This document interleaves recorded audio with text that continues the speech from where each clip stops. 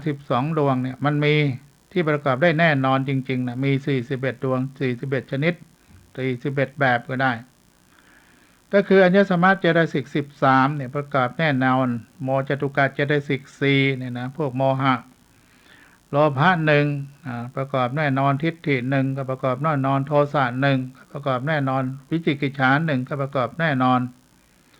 และโสภณสาสนเจตสิกนะเจตสิกที่งามอีก19และปัญญาอีกหนึ่งพวกนี้ประกอบได้แน่นอนส่วนเมื่อโลภะเนี่ยมันก็ประกอบในจิตที่เป็นโลภะของมันไม่ประกอบส่วนอื่นโทสะมันก็ประกอบในจิตที่เป็นโทสะของมันไม่ประกอบที่อื่น นะโทสะมันต้องมาหาโทสะมันจะไปไหนไม่ได้ไอ้โลภะมันก็ต้องมาหาโลภะมันไม่ไปไหนนี่เรียกว่าแน่นอนนะไอ้พวกนี้แน่นอนโมหะเนี่ยมันต้องอยู่โมหะของมันแน่นอนไม่ไปไหน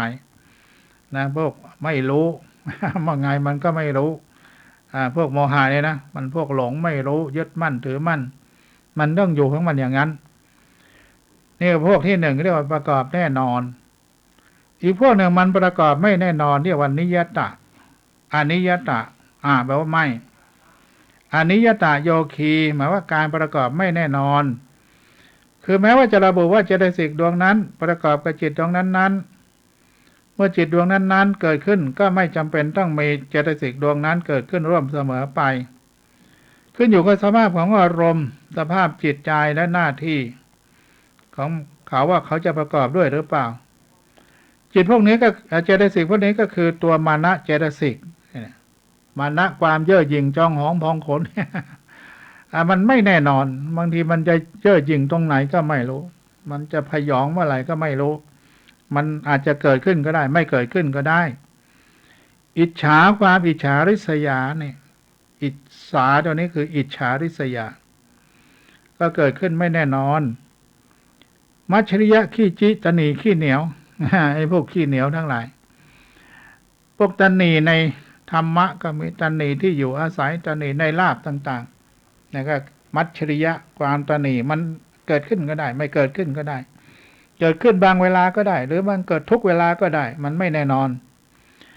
กุกุจจะในความฟุ้งซ่านของเรามันไม่แน่นอนบางทีมันก็ฟุ้งซ่านบางทีมันก็ไม่ฟุ้งซ่านบางทีมันก็สงบทีนะ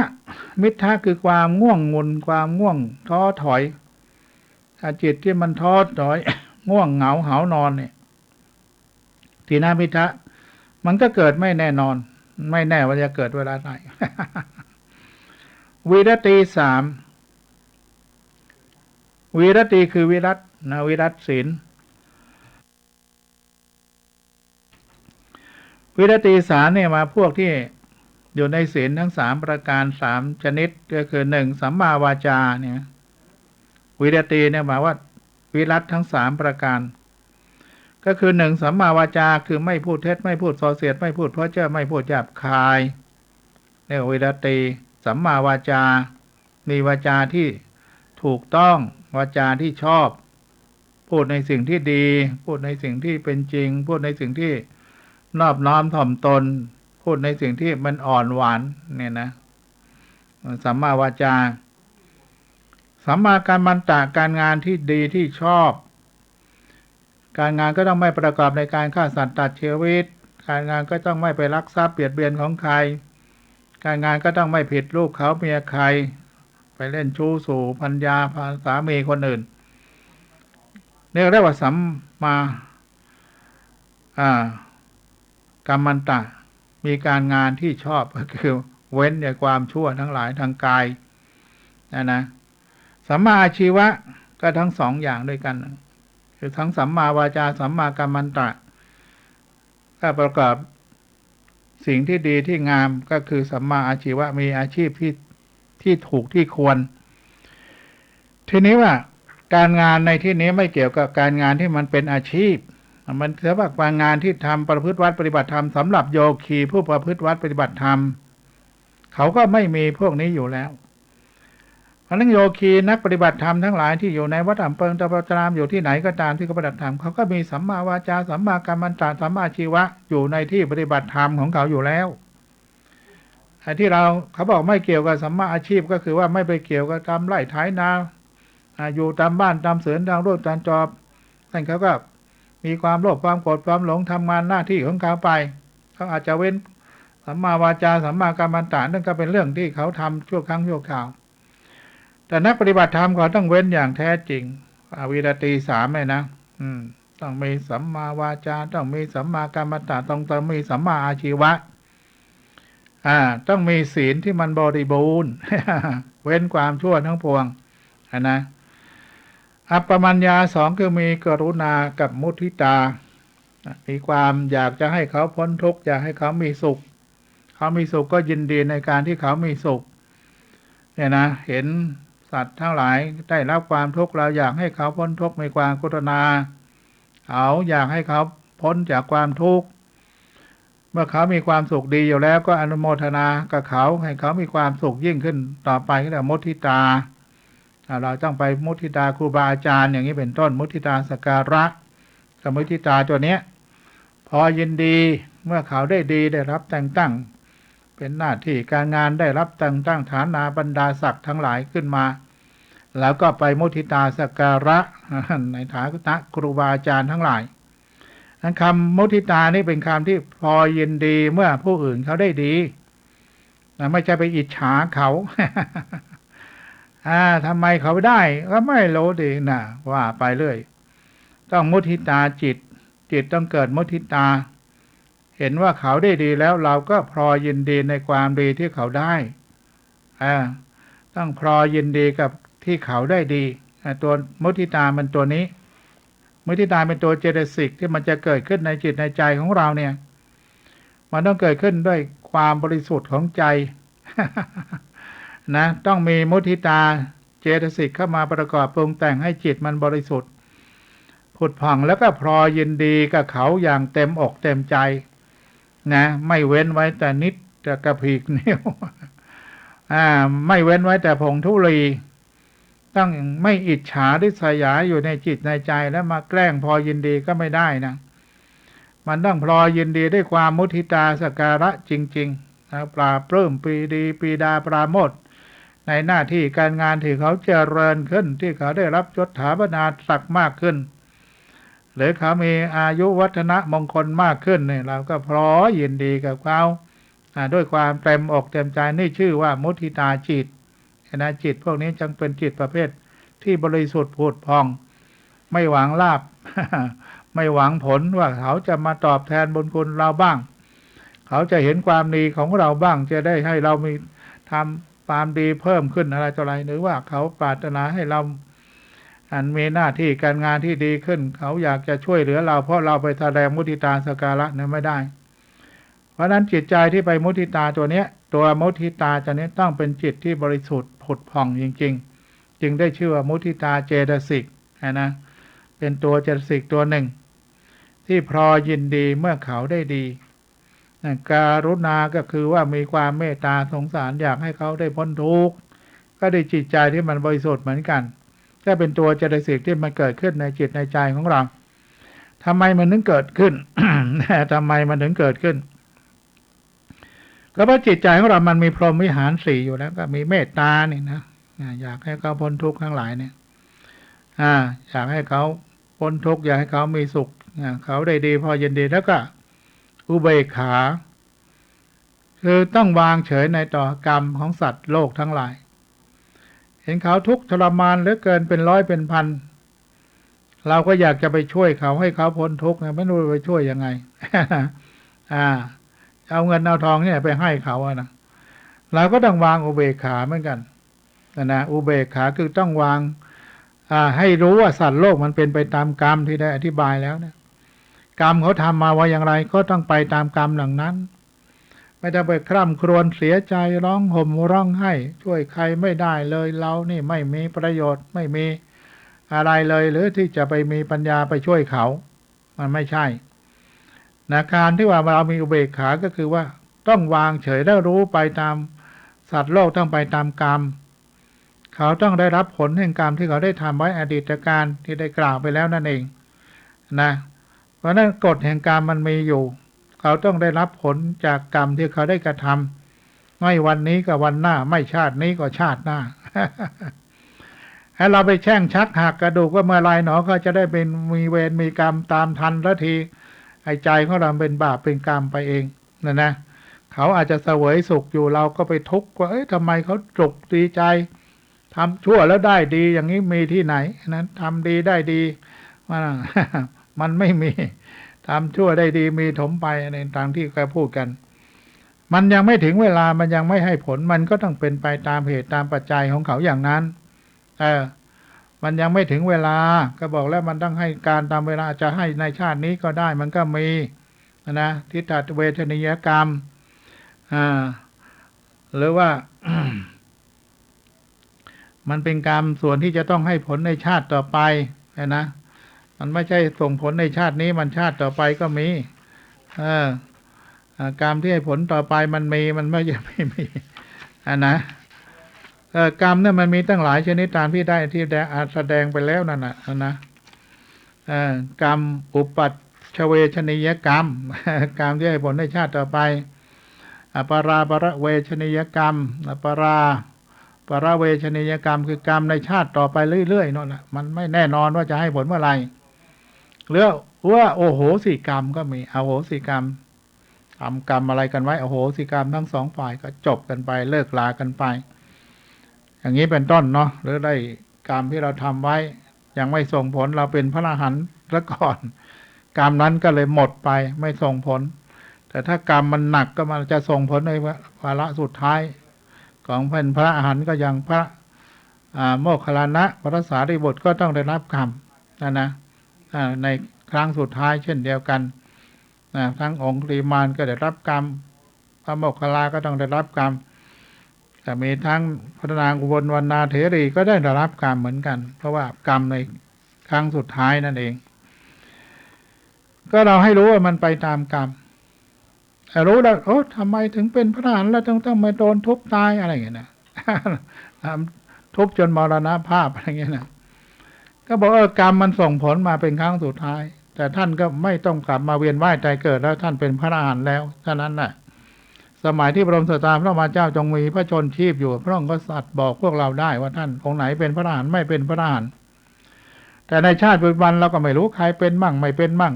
นะอรหันต์แท้อรหันต์เทียมมันมีเยอะแยะก็ไปตามกรรมของเขาเราไม่ต้องไปว่าใครแท้ใครเทียมใครทำกรรมอะไรต้องได้รับผลของกรรมอย่างนั้น มาดูในหน้า75เรียกว่านิยตะโยคีเจสิก41ดวงนั้นมีอะไรพ้องนิยตะโยเจสิกที่เป็นนิยตะแน่นอนมี41อนิยตะเจสิกมี11ที่ไม่แน่นอนมี11อันที่ไม่แน่นอนก็คือ1กทาจิเจตสิกก็คือเจสิกที่ประกอบจิตได้เป็นบางครั้งบางคราวมี1ดวงคือตัวมานะก็คือมันอยู่ในโลภะเจตสิกนะบางทีมันก็เข้าบางทีมันก็ไม่เข้าใน ในจิตที่ชื่อว่าโลภะโมหจิต8ดวงนะบางดวงก็มีมานะบางดวงก็ไม่มีมานะอีกพวกหนึ่งคือนานากทาจิเจตสิกที่ประกอบกับจิตได้เป็นครั้งบางคราวประกอบได้ไม่พร้อมกันก็มี8ดวง8ชนิดก็คืออิจฉาอิจฉาก็คืออิจฉามัจฉริยะคือขี้เหนียวกุกุจจะคือความฟุ้งซ่านนะสัมมาวาจาสัมมากัมมันตะสัมมาชีวะก็คือวีรติ3ก็คือศีลธรรมนะศีลสัมมาวาจาก็วาจาชอบสัมมากัมมันตะก็การงานชอบสัมมาชีวะอาชีพชอบพวกนี้ไม่แน่นอนกรุณามุทิตาก็ไม่แน่นอนอัปปมัญญา2นะคือกรุณามุทิตาอีกพวกหนึ่งคือสหกทาจิก็คือเจตสิกที่ประกอบกับจิตได้เป็นครั้งบางคราวแต่เวลาประกอบก็ประกอบพร้อมกันเสมอก็คือตัวถีนมิทธะต้องถึงแม้จะทำหน้าที่ต่างกันแต่ต้องอยู่ด้วยกันคือถีนมิทธะความง่วงเหงาหานอนความท้อความถอยมันเบื่อเสื่องซึม มันเสื่องซึมง่วงเหงาหานอนนี่ก็คือพวกที่ประกอบไม่แน่นอนเอามาดูในหน้าต่อไปเลยหน้า76นะ76ก็ว่ายังไง ความพิเศษของอนิยตโยคีเจตสิกเนาะมานะเจตสิกนี่เกิดขึ้นในขณะที่มีการเย่อหยิ่งถือตัวเราจะไปเข้าใจมานะนี่ขยันนะเพราะมันเป็นความเข้าใจผิดของชาวบ้านหรือว่าเป็นสมมติของชาวบ้านก็ว่าเข้าไปแต่ในพระอภิธรรมถือว่ามานะเจตสิกนี่เกิดขึ้นในขณะมีการเย่อหยิ่งเพราะมันเย่อหยิ่งมานะมันถึงได้เกิดขึ้นนั่นแหละเปรียบเทียบกับระหว่างตนกับบุคคลอื่นหมายว่าเราดีว่าเขาเราเร็วกว่าเขาเราเสมอเขาอะไรต่างๆนี่ก็จะเปรียบเทียบกับคนอื่นอิจฉาเจตสิกอิจฉาริษยามีการไม่พอใจในทรัพย์สมบัติหรือคุณงามความดีของบุคคลอื่นคือความอิจฉาริษยาอิจฉาเขามันได้ดีกว่าเรามันเลวกว่าเขาเนี่ยเป็นอย่างนี้เขาดีว่าเราดีกว่าเขาต้องเยอะเขาเห็นมันมีอะไรเลยอย่างเงี้ยเปรียบเทียบกันไปอย่างเงี้ยนะตัวอิจฉา อิจฉามารสีเนี่ยตัวละครมันเล่นกันเยอะตัวอิจฉาเนี่ยนะละครเนี่ยถ้าไม่มีตัวอิจฉามันเป็นเรื่องไปไม่ได้ มันต้องมีตัวอิจฉามาทำรบกวนให้เป็นเรื่องเป็นราวเกิดขึ้นตัวมัจฉริยะมีการไม่พอใจให้คนอื่นมายุ่งเกี่ยวกับทรัพย์สมบัติหรือความดีของตนคือความตณีนั่นเองนะอย่ามาดูเนี่ยว่าฉันมีเท่าไหร่อย่ามารู้ว่าฉันทำอะไรฉันทำบุญหรือไม่ทำบุญมาเรื่องของฉันไม่เกี่ยวกับแก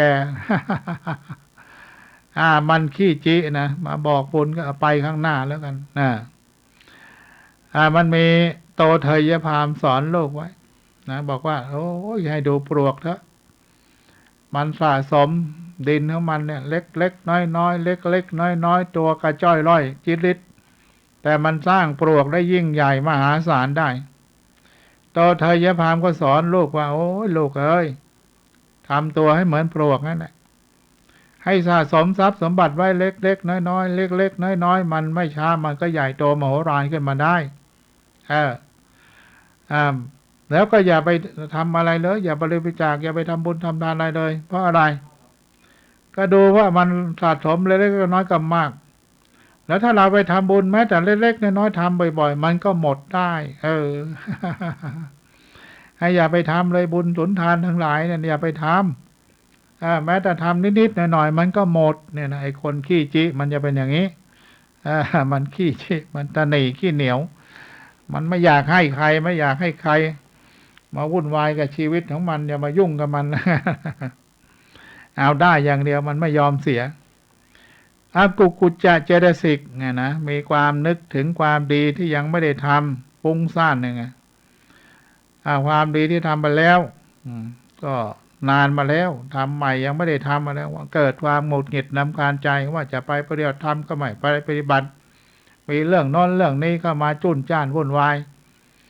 นะก็เลยไปวุ่นวายกับเรื่องวุ่นวายก็เลยมันก็วุ่นวายตลอดชีวิตมันไม่มีโอกาสได้เข้าวัดปฏิบัติธรรมจะมาแต่ละทีมก็มีเรื่องมีราวมันมีเรื่องขวางหน้าอยู่เรื่อยเข้าวัดไม่ได้นะอย่างเงี้ยมันเข้าวัดไม่ได้เรียกว่าฟุ้งซ่านรำคาญใจมันฟุ้งซ่านรำคาญใจอยู่นั่นนะมาไม่ได้ทักทีถีนะจะดึงวินาทีทำให้จิตเสื่องซึมท้อถอยที่มันน่าเบื่อหน่ายเหมือนกันนะมันเบื่อหน่ายมันโอ้ยมันท้อถอยท้อแท้อยู่เรื่อยที่เราถีนะตัวนี้มันทำอะไรก็เหนื่อยอกเหนื่อยใจมีปัญหาอุปสรรคขวางกั้นไปเรื่อยถ้าจิตใจแล้วมันเกิดเสื่องซึมแล้วมันท้อถอยแน่นอนถอยดีกว่าไอ้เสือ อย่าไปยุ่งกับมันเลยถอยดีกว่าอย่างงี้นะเสื่องซึมท้อถอยอมิทธะมีหน้าที่ทำให้เจตสิกเกิดขึ้นพร้อมกันเสื่องซึมท้อถอยจากอารมณ์ที่เป็นบุญเป็นกุศลคือมันถอยจากบุญนะไม่ใช่ถอยจากอะไรหรอกอารมณ์มันบอกไม่ไหวนะไม่ทำแล้วไม่อยากไปยุ่งกับเขาเลย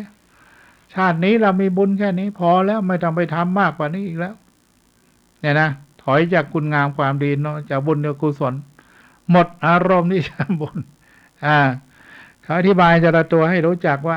อนิยตเจตสิกที่มากับไม่แน่นอนมันมีอะไรพ้องอธิบาย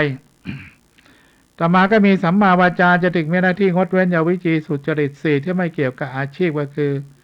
ไม่พูดเท็จไม่พูดส่อเสียดไม่พูดเพ้อเจ้อไม่พูดหยาบคายไม่เกี่ยวกับอาชีพก็ได้บอกแล้วครับสำหรับคนประพฤติวัดปฏิบัติธรรมเท่านั้น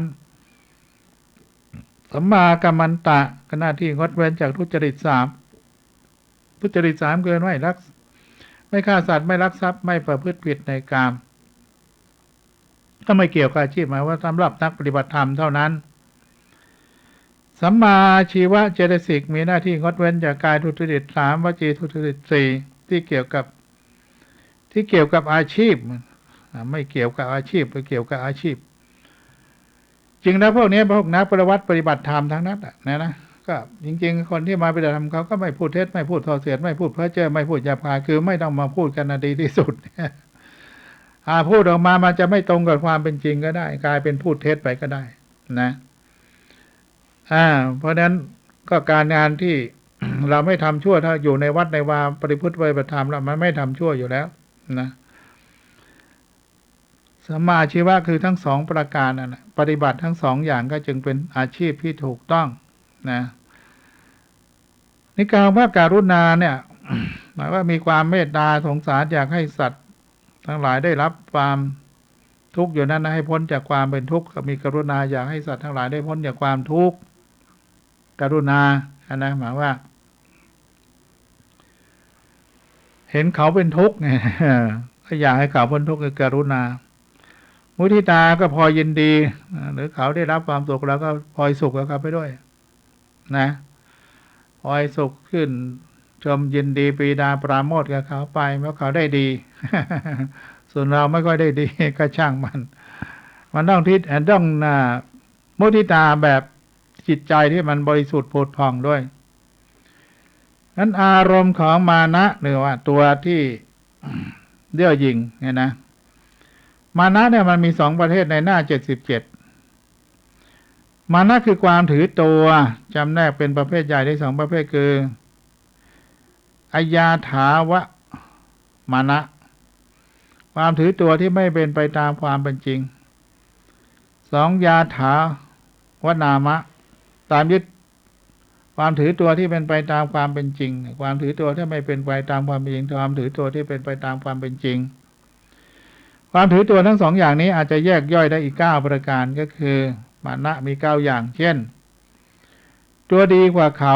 สำคัญว่าตัวดีกว่าเขา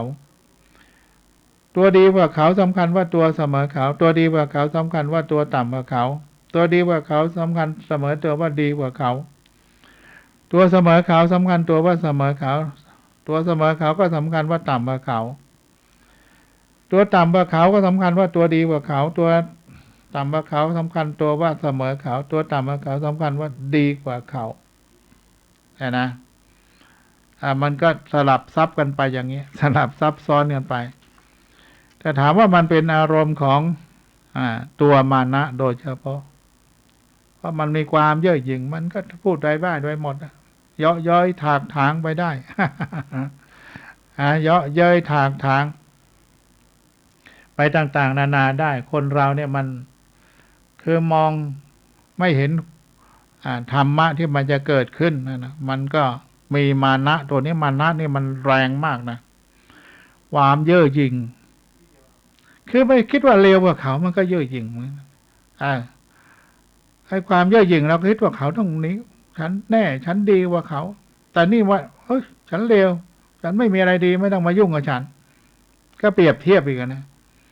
เฮ้ยคุณดีคุณได้ดีไปแล้วไอเรามันไม่ได้ดีแล้วนะก็ว่าไป ถ้าไปเปรียบเทียบกับเขาเราไม่ดีเรามันพวกกระจอกงอกง่อยอย่ามายุ่งกับเราเลยนะนี่ก็ตัวมานะมันก็เกิดขึ้นนะเราทำยังไงถึงไม่เกิดมานะก็บอกว่าเราต้องยอมรับความจริงเขาดีก็ดีเขาไม่ดีแล้วเขาก็ไม่ดีเราดีเราทำดีเราก็ได้ดีเราทำชั่วก็ได้ชั่วผลกรรมมันก็เป็นทั้งมันอย่างนั้นเสมอเพียงว่าเราจะยอมรับความจริงต่างๆเหล่านี้หรือเปล่ายอมรับความเป็นไปของมันหรือเปล่าให้ตัวมานะนี่ใหม่เห็นคนได้รับมานะในสมัยพระบรมศาสดาพระธรรมเจ้าในฉันนะนี่นะฉันนะเป็นผู้ที่นำม้า ที่ไปพระบรมศาสดาพระรามเจ้าเนี่ยเป็นผู้รับใช้พระบรมศาสดาพระรามเจ้าพระเจ้าชายสิทธัตถะมาก่อนเมื่อพระบรมศาสดาพระรามเจ้าได้เป็นพระเจ้าแล้วในฉันนะก็มาบวชเป็นพระภิกษุในอาวาสพระเชตวันมหาวิหารแต่ไม่เชื่อใครนอกจากพระบรมศาสดาพระรามเจ้าเท่านั้นเองไม่เชื่อใครเพราะฉันเป็นเด็กของพระพุทธเจ้าถ้าพระบรมศาสดาพระรามเจ้าก็ทรงตรัสห้ามพระภิกษุทั้งหลายอย่าไปยุ่งกับท่านมานะเลยฉันนะเลย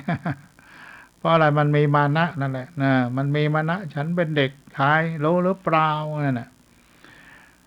เพื่อลงโทษลงทันก็เพื่อไม่ให้พระไปสมคบไปนั่งพูดไปนั่งคุยให้ท่านอยู่ของท่านอย่างนั้นเพราะท่านก็ถือว่าท่านดีกว่าเขาท่านมาจากพระพุทธเจ้าโดยตรงอะไรเงี้ยให้ท่านกำจัดความมานะเสียได้ท่านก็จะได้บรรลุเป็นพระอรหันต์เจ้านั้นเพราะที่ท่านฉันนะในท่านก็กำจัดไอ้ตัวมานะเนี่ยเสียได้นะเย่อหยิ่งจองหองพองคนเนี่ยเอาออกไปจากจิตจากใจก็ได้เป็นสำเร็จเป็นพระอรหันต์ได้ในที่สุดเนี่ยนะแต่หลังจากพระบรมศาสดาพระเจ้าปรินิพพานไปแล้วชนะจึงได้ตรัสรู้ธรรมเป็นพระสัมมาสัมพุทธเจ้าเป็นพระอรหันต์เจ้ามาก็มึนไปเหมือนกันนะจัดรายการนานๆก็มึนไปมึนมาวันนี้เราก็ได้รู้เรื่องราวของพวกจิตเจตสิกต่างๆที่มันมีอารมณ์ต่างๆกันนักศึกษาหลายเปิดหนังสือเจตสิกปรมัตถ์ไปในหน้า78ก็อธิบายเรื่องอารมณ์ของอิจฉาริษยาเนาะกับมัจฉริยะก็คือขี้จิขี้เหนียวกุกกุจะก็คือความฟุ้งซ่านรำคาญใจเนี่ยเป็นศัพท์แสงเราเนี่ยเราก็ต้องแปลไปด้วยแล้วเราก็ไม่มัจฉริยะมันก็ไม่รู้มันอะไรกุกกุจะไม่รู้อะไรอิจฉาเนี่ยมันอาจจะแน่คล้ายๆอิจฉา อิจฉามันคล้ายๆกับริษยามันก็พอจะเดาได้มัจฉริยะมันก็ฟังบางทีมันก็จำไม่ได้มั่งได้มั่งไม่ได้มั่งก็เลยมันคืออะไรก็คือความขี้จี้ความขี้เหนียวของมนุษย์หรือกุจจะนี่ฟังแล้วปวดสมองไอ้กุจจะนี่ คือฟุ้งซ่านรำคาญใจนะภาษาไทยมันแปลมาก็ฟุ้งซ่านรำคาญใจเบื่อหน่ายเห็นอะไรก็เบื่อหน่ายไปหมดมันรำคาญ ลกหูรกตาว่างั้น และอิจฉาเนี่ยหมายว่ามันอิจฉาในสมบัติหรือคุณงามความดีของคนอื่นอารมณ์มันเกิดขึ้นมาเห็นคนอื่นได้ดีแล้วมันทนไม่ค่อยจะได้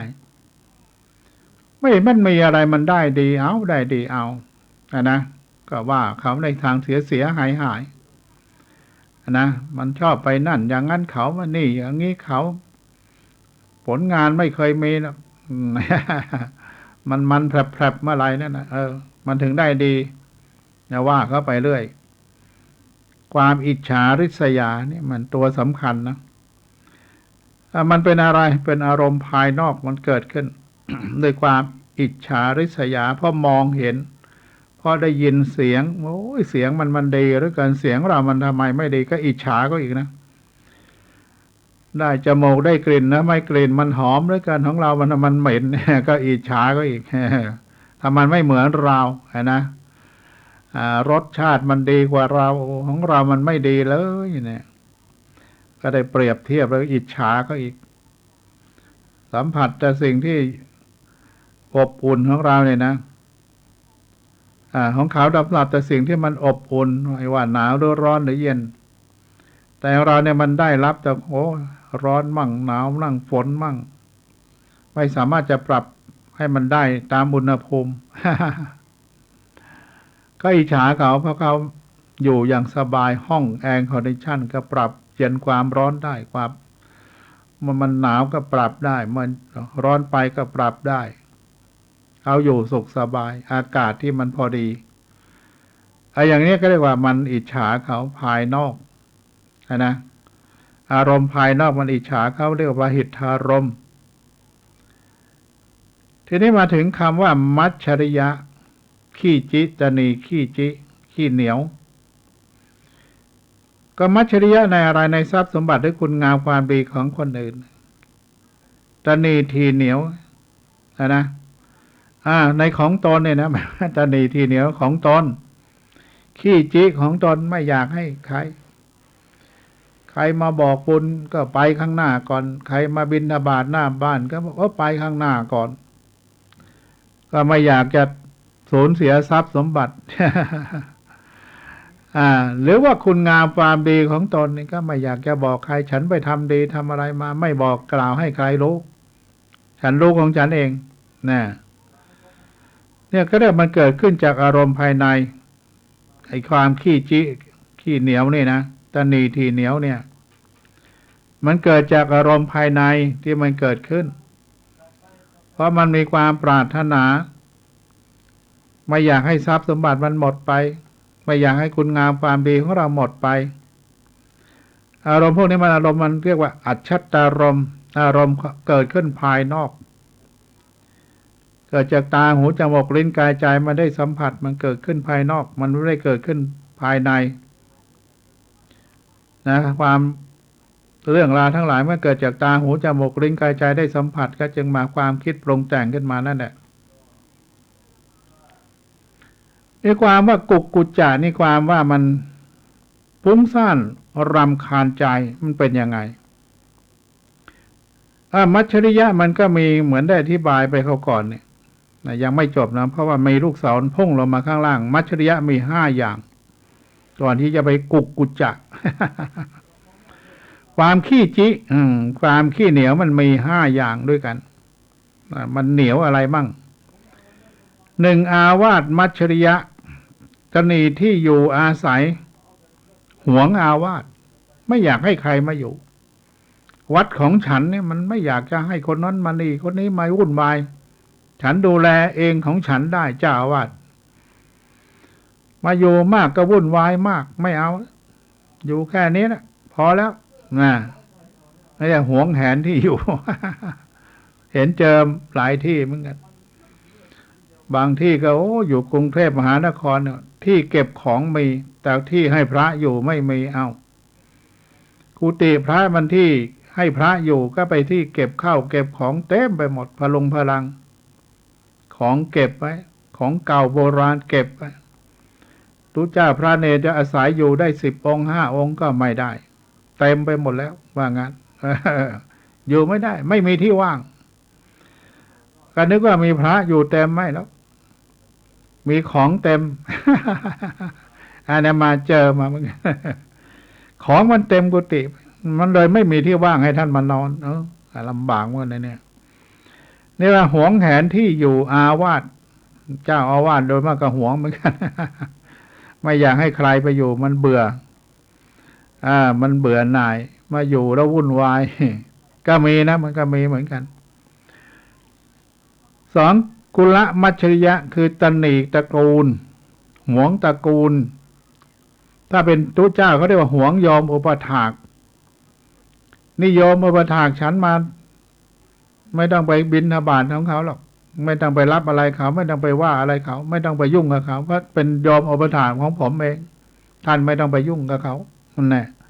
หวงไว้อีกนะ กลัวคนอื่นเขาจะไปพูดอย่างนั้นพูดอย่างนี้เดี๋ยวเราก็จะอดนี่เขาไปเปลี่ยนไปอุปถากคนอื่นได้อีกนะเขารู้ความจริงว่าท่านองค์นี้มันไม่ได้เรื่องหวงเหลือเกินเขาก็เลยไปหาคนอื่นก็ได้นี่นะ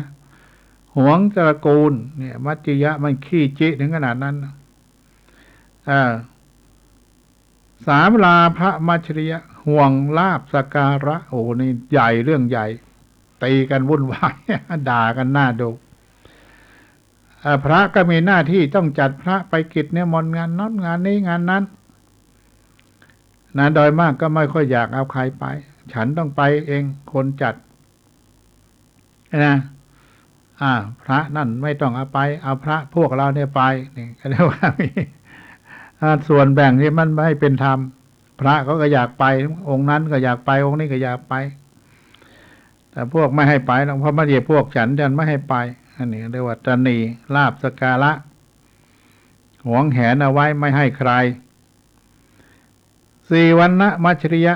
ตนีวรรณะผิวพรรณความงามความดีชาติชนชั้นยศตำแหน่งว่าขี้เหนียวเอาไว้ก่อนนะอย่าเพิ่งให้เข้าไปเลยเก็บเอาไว้ก่อน มันยังดีอยู่ยังใหม่อยู่ ถ้ามันพังแล้วมันเสียแล้วก็ค่อยยกให้คนอื่นเข้าไป มันยังดีอยู่ก็เก็บไว้ก่อนนะเนี่ยเป็นตัวมากมันเป็นอย่างนี้ห้าธรรมะมัจฉริยะตนีในธรรมะวิชาความรู้ก็ไม่เอาไม่ให้ใครเดี๋ยวแกจะรู้มากกว่าฉันไม่ให้อยากจะรู้แกไปเรียนศึกษาเอาเองมันไม่มาสอนให้หรอกเดี๋ยวมันฉลาดกว่าเราก็จะเดือดร้อนเราต้องฉลาดกว่าเขาไว้ก่อนนี่เราหวงความรู้หวงความรู้ขี้จิความรู้ไม่ยอมแบ่งปันความรู้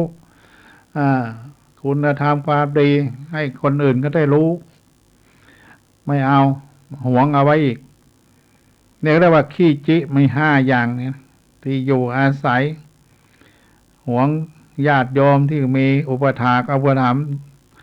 หวงลาภสักการะที่มีอยู่แล้วก็หวงความดีความชั่วยศถาบรรดาศักดิ์แล้วก็หวงความรู้อีกต่างหากโอ้มันขี้จิคนนี้มันขี้จิสุดๆไปเลยว่างั้นเนาะเอามาดูกุกุจจะนี่มันก็คือว่า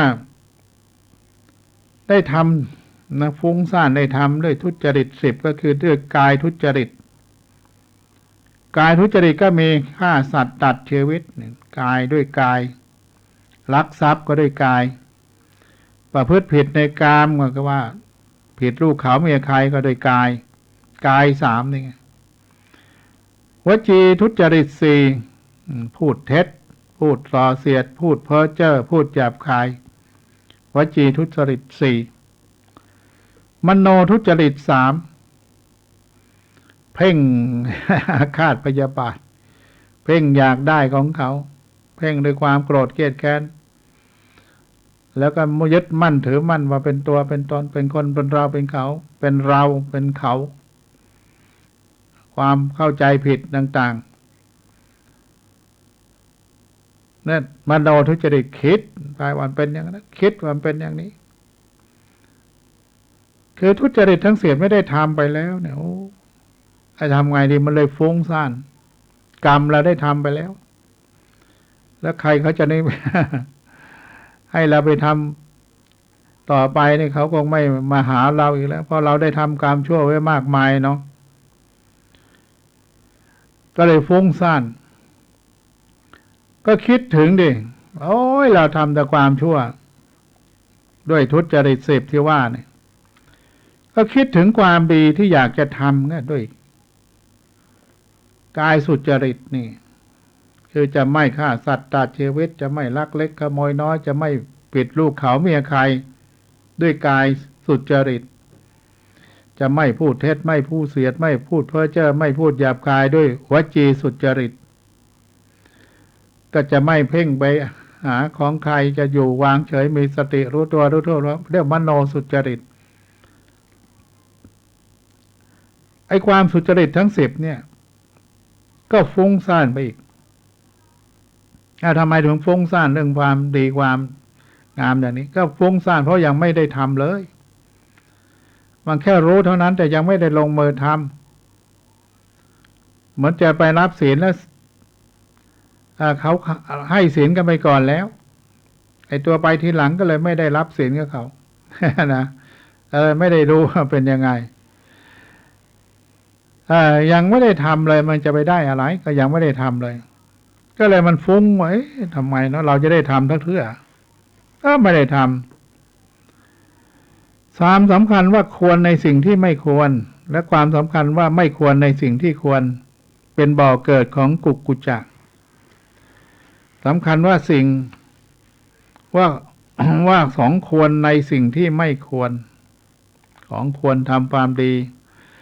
แต่ไม่ควรทำในขณะนี้ก็คิดไปอย่างนั้นและความสำคัญว่าไม่ควรในสิ่งที่ควร มันสลับซับซ้อนไม่ควรทำในสิ่งที่ควรทำอย่าเพิ่งไปเลยประพฤติวัดปฏิบัติธรรม แล้วเดี๋ยวเขาจะว่าเอาว่าไปนั่งนอนเดินไม่เห็นมันได้เรื่องได้ราวอะไรไม่เห็นเป็นมรรคเป็นผลอะไรขึ้นมาสู้ไปปลูกต้นไม้ปลูกผักปลูกหญ้าเดี๋ยวก็ได้กินอันนี้ไม่เห็นมันได้อะไรเลยมีแต่เปลือง ของควรในสิ่งที่ไม่ควรมันก็เข้าใจผิดอย่างนี้นะก็เลย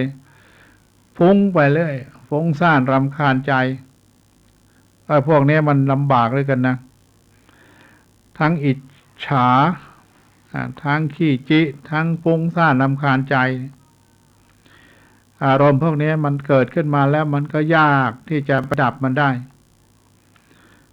เพราะมันมีแต่ความอิจฉาริษยาเขาเนี่ยมันยากนะมันมีมัจฉริยะขี้จิขี้เหนียวไม่มีใครไปแก้ไขได้กุจาฟุ้งซ่านรำคาญใจในสิ่งที่ได้ทำไปแล้วก็ไม่เห็นได้เรื่องได้ราวแล้วก็ยังไม่ได้ทำคุณงามความดีแล้วมันจะเป็นยังไงเนาะนะก็คิดไปต่างๆนานาในอดีตในปัจจุบันและอนาคตทั้งหลายก็เลยฟุ้งไปว่าท่านก็ยังไม่ได้ทำความดีอะไรกับเขาเลยใกล้จะตายแล้วจะทำยังไงดีนะที่จะประพฤติปฏิบัติดีปฏิบัติชอบมันก็ไม่ค่อยมีเวลาความคิดมันก็ฟุ้งซ่านไปอย่างนี้นะศีลธรรมก็ยังรับแล้วก็ยังไม่ปฏิบัติตามเลยนะแล้วตายไปฉันจะไปเกิดนรกเกิดสวรรค์จริงๆเราก็ตัดสินใจได้ทันทีนะว่าเราจะไปเกิดเป็นอะไรเพราะเราทำอะไรไว้ด้วยความเป็นกลางนะไม่ใช่เข้าข้างตัวเองคนเราโดยมากมันชอบเข้าข้างตัวเองโอ้ยฉันทำดีทั้งนั้นฉันเป็นคนดีในปัตตภีนี้ไม่มีใครดีเท่าฉันจะพูดยังไงก็ได้ในบ้านเมืองนี้ในตำบลนี้ในหมู่นี้ไม่มีใครดีเท่าฉันเนี่ยนะนี่แหละมันเย่อหยิ่งเข้าไปก็เลยฟุ้งซ่านไปเนี่ยนะรำคาญใจไปอันนี้เป็นเรื่องที่พวกเราก็มีกันอยู่ในตัวในตนเนี่ยนะความอิจฉามันก็อิจฉาเราอิจฉาเขามันทำไมมันได้ดีไปได้ยังไงไม่เห็นมันทำดีอะไรเลยอิจฉาก็อีกและความดีของตัวเองก็ไม่ค่อยอยากจะไปให้ใครเหมือนกันก็ไม่บอกไม่กล่าวไม่เล่าให้ฟังไม่อธิบายเหตุผลก็ไม่เอาไม่ทำไปทำไมมีประโยชน์อะไรพวกนี้ก็บางทีมันปวดหัวอย่างนะเราจะพูดกันมาก็จะรู้เรื่องถ้ามันขี้จี้มันยากจริงๆไม่เอานะอย่าไปยุ่งกับฉันไม่อยากยุ่งกับใครมีเพื่อนอาตมาคนอย่ามายุ่งกับผมเลยเขาว่านะเพราะตัวผมเองก็ยังไม่อยากจะยุ่งกับผมเลยนะตัวเองยังไม่อยากยุ่งกับตัวเองไม่รู้ ฟังแล้วมันปวดหัวนะตัวผมเองยังไม่อยากยุ่งกับตัวผมเองนะแล้วคุณจะมายุ่งกับผมทำไมนะคุณไม่ต้องมาสอนผมว่าเป็นอย่างนั้นเป็นอย่างนี้เรื่องดีผมก็รู้แล้วเรื่องชั่วผมก็รู้แล้วไอ้เรื่องที่ผมจะทำหรือไม่ทำเป็นเรื่องของผมไม่ใช่เรื่องของคุณก็ถูกเหมือนกันนะไม่ต้องมาเตือนผมรู้หมดนรกสวรรค์ก็รู้ ดีชั่วรู้หมดนะพวกนี้มันไม่ต้องไปบอกไปเล่าอะไรมากปวดหัวปล่อยเข้าไปตามกรรมตามเวรตามกรรม ทำมายังไงก็ไปอย่างนั้นนะเนี่ยพวกนี้มันฟุ้งซ่านรำคาญใจกุจจะทำแต่ความชั่วทำมาแล้วก็เลยมันกลุ้มใจว่าไม่ได้ทำความดีอะไรเลยแล้วจะไปดีไม่ดี เวลามันก็ใกล้เข้ามาแล้วว่างั้นเราจะไปไหนกันเนี่ยใครจะนำทางไปสู่สวรรค์ได้น้อว่ามันไม่มีใครนำทางไปสู่สวรรค์ได้นะมันอยู่ที่ตัวเราสร้างกรรมอะไรไว้มันผลมันก็แสดงออกมาเองจะไปสุขคติหรือไปทุกขคติมันอยู่ที่ตัวเราก็ตัดสินได้แล้วนี่มันเลือกได้อยู่ เลือกยังไงก็เลือกทำความดีทำดีเป็นอาจินตายเมื่อไหร่ก็เราก็ถือว่าเราเป็นคนดีมีศีลธรรมไว้ก่อนนะเอาแค่เป็นคนดีมีศีลธรรมไว้ก่อนมันก็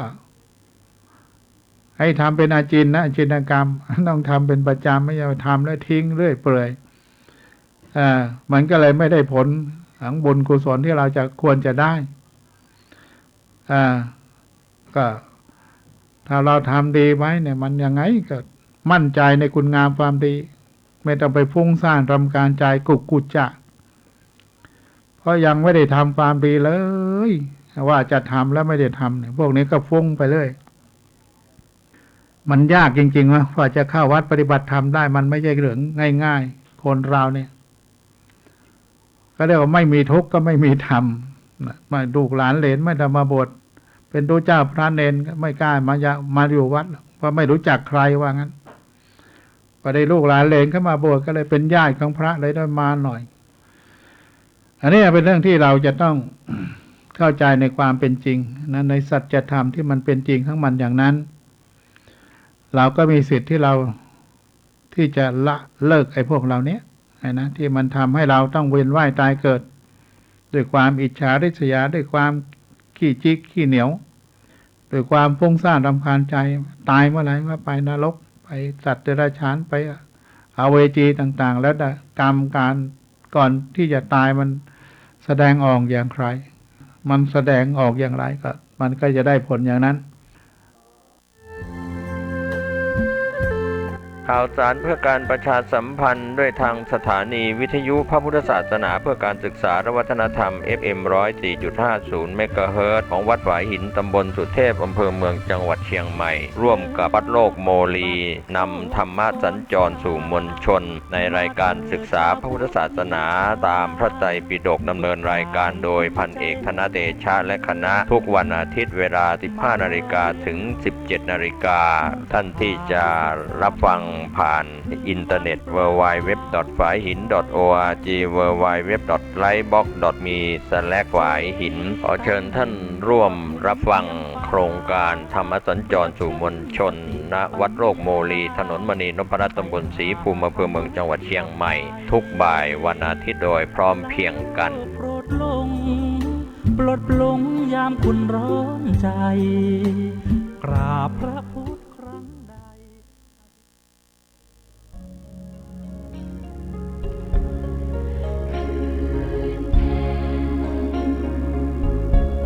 พระจันทร์ลอยเด่นจ้าจ้ามหากุศลครั้งยิ่งใหญ่กำลังจะเกิดขึ้นแห่มเตื้อกับงานวันมาฆบูชาวันที่22 กุมภาพันธ์ พุทธศักราช 2559 พิธีเททองหล่อองค์พระหลวงพ่อใหญ่ชัยมงคลหน้าตักกว้าง29 นิ้วและพิธีเททองหล่อองค์พระโมคคัลลานะพระอัครสาวกเบื้องซ้ายฟังธรรมตลอดคืนปีที่ 3ถวายเป็นพุทธบูชา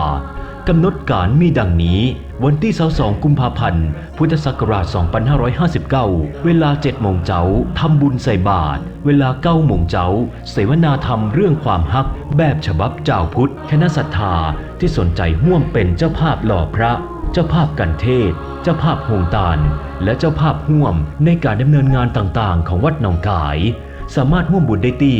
วัดหนองกายตำบลสัตปะยางอำเภอแม่แตงจังหวัดเชียงใหม่โทร 053-374-311 หรือเว็บไซต์ www.wadnongkai.com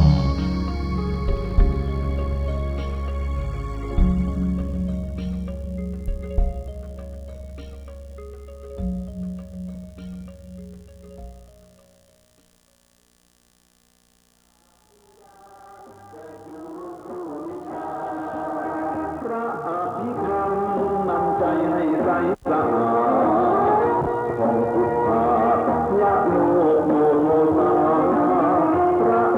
bỏ lỡ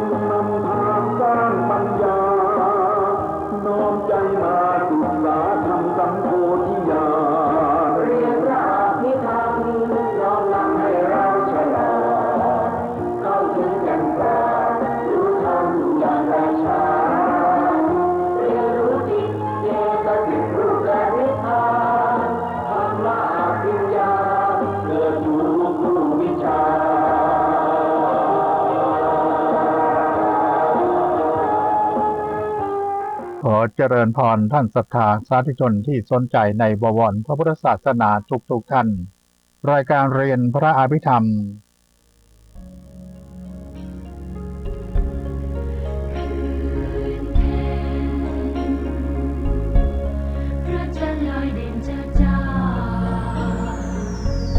มหากุศ